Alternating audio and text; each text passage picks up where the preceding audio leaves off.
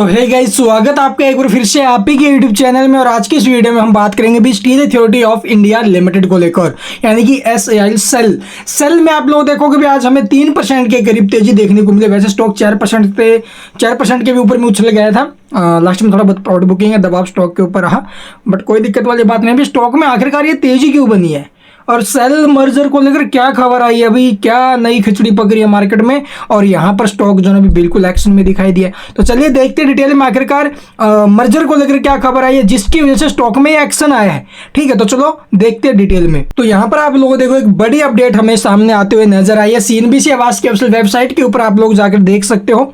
Merger news, दो सरकारी कंपनियों के मर्जर की खबर, शेयर में तूफानी तेजी देखने को मिली है। तो यहाँ पर देख सकते हो भी मर्जर न्यूज सेंट्रम ब्रोकिंग की रिपोर्ट के मुताबिक SAIL, NSL और RINL का मर्जर हुआ तो बनने वाली है कंपनी के मुनाफे में जोरदार ग्रोथ आएगी।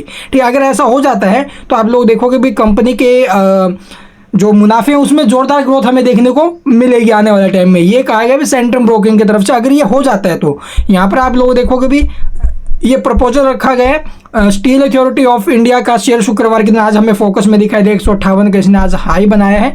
और इसी बीच आप लोग देखोगे जो प्रपोजल रखा गया है ये अंग्रेजी अखबार इकोनॉमिक्स टाइम के वेबसाइट के ऊपर भी आपको देखने को मिल जाएगा। वहाँ पर बताया गया है कि SEFI यानी कि steel executive federation of India ने स्टील मिनिस्ट्री से कहा है कि RINL यानी राष्ट्रीय इस्पात निगम लिमिटेड, FSNL फेरो स्क्रैप इंडिया निगम लिमिटेड और SAIL steel authority of India limited, तो इन तीनों का जो ना भी मर्जर कर देना चाहिए। इससे सभी कंपनियों को जो ना भी आने वाले टाइम में फायदा होगा। मर्जर से आप लोग देखो भी सेंट्रम ब्रोकिंग के रिसर्च नोट में बताया गया कि अगर इन तीनों का विलय हो जाता है तो आप लोगों आने वाले टाइम में बड़ा कदम होगा भी ये। ठीक है, और इसका जो इम्पैक्ट है वो बिल्कुल पॉजिटिव आने वाले टाइम में हमें शेयरों के ऊपर देखने को मिलेगा भी। ठीक है, तो इसके साथ आप लोग कंपनियों के कर्ज कम हो जाएंगे और जो नगरनार स्टील का नया स्थापित 3 MTPA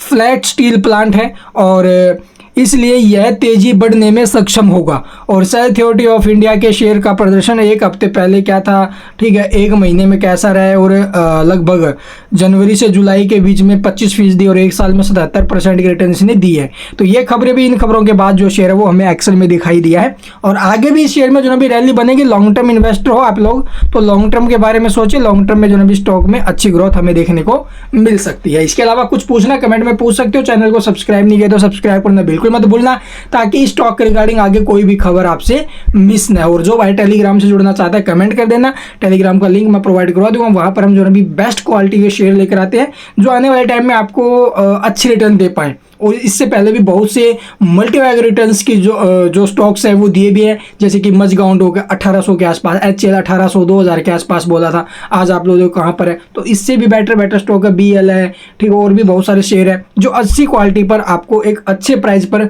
बाय करने के लिए बहुत से स्टॉक्स बताए हैं। तो उसके लिए हमारे चैनल को सब्सक्राइब कर सकते हो और जरूर करना भी टेलीग्राम अगर आपकी इच्छा है तो। Thank you for watching the video.